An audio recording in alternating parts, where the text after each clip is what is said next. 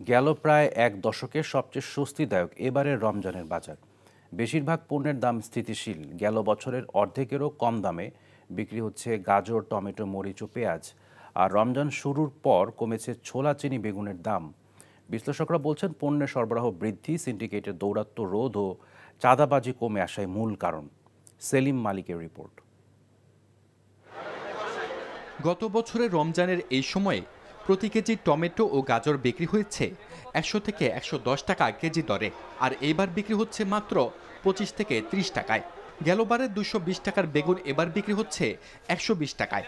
৪ ভাগের ১ ভাগ দামে বিক্রি হচ্ছে মরিচ। গেছে ৬-৭ বছরও এবারকার মতন সবজির দাম কোনো বছরে এবার আর হয় নাই। গত বছর মরিচের দাম ছিল ২০০ টাকা কেজি, আর এই বছর এখন মরিচের দাম ৬০ টাকা, ৪০ টাকা। সাধ্যের মধ্যে আছে, কিন্তু তাও আরেকটু যদি সরকার দেখে যে একটু কমানো যায়। হজ করেছি, ব্যাংকে কি করে টাকা জমাই বলেন? ইউসিবি তাকওয়া, পরিপূর্ণ ইসলামিক পন্থায় পরিচালিত ব্যাংকিং। নতুন করে দাম তো বাড়েনি, বরং রমজান শুরুর পর কমেছে ছোলা, চিনি ও পেঁয়াজের দর। গত বছর রমজানের থেকে এবার পেঁয়াজ আপনার প্রায় ৩ গুণ কম, ৩০ থেকে ৪০। আবার ওই বাইরের পেঁয়াজগুলো ২০ টাকা কেজি বিক্রি হচ্ছে। ছোলা বুট ছিল আপনার গেছে রমজানে ১১৫-২০ টাকা, এই রমজানে ১০০ থেকে ১০৫ টাকা। স্থিতিশীল বাজার থাকুক, এটাই আমরা চাই। এবার রমজানের এমন বাজার ব্যবস্থাপনার পেছনে কারণ কি জানালেন বাজার বিশ্লেষকরা।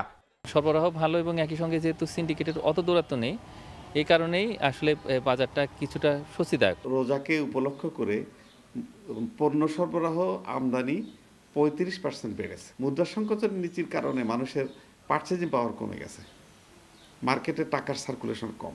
রাজধানীতে রমজানের বাজার বেশ স্বস্তিদায়ক হলেও কৃষককে পণ্যের ন্যায্য মূল্য পাচ্ছে। বগুড়া ও টাঙ্গাইলের চাষিরা জানান এবার খুব বেশি লাভ না হলেও ক্ষতি হয়নি। যেটুকু দাম পাচ্ছি আরো বেশি পাওয়া গেল না, তারপরেও আল্লাহর রহমতে আমাদের কিছু থাকবে, লাভবান হব।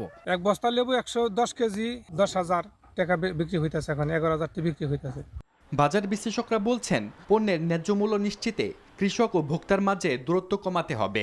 কৃষক এবং কনজিউমারের মাঝখানে যে দূরত্ব আছে এটাকে কমিয়ে এনে, যে স্টেপগুলো আছে সেগুলোকে কমিয়ে এনে কাছাকাছি যদি করা যায়, তাহলে বিক্রয় মূল্যের সঠিক অংশ, যে অংশ পাওয়ার যোগ্য কৃষক, সেটুকু কৃষক পাবে। বড় যে সমস্ত সিটি আছে সেই শহরগুলোর এন্ট্রি পয়েন্ট এবং মাঝামাঝি জায়গাগুলোতে এই কৃষকদের বাজারের এটা যে ধারণা সেটাকে চালু করতে হবে। ঢাকা শহরে কিন্তু আছে, কিন্তু আমরা এটার কোনো খবর জানি না। রমজানের পাশাপাশি সারা বছরের জন্য একটি টেকসই বাজার ব্যবস্থাপনা গড়ে তুলতে বীজ ও সারে ভর্তুকি এবং বাজার মনিটরিং জোরদার রাখার তাগিদ বাজার বিশ্লেষকদের। সেলিম মালিক, এনটিভি নিউজ, ঢাকা। হজ করেছি, ব্যাংকে কি করে টাকা জমাই বলেন? ইউসিবি তাকওয়া, পরিপূর্ণ ইসলামিক পন্থায় পরিচালিত ব্যাংকিং।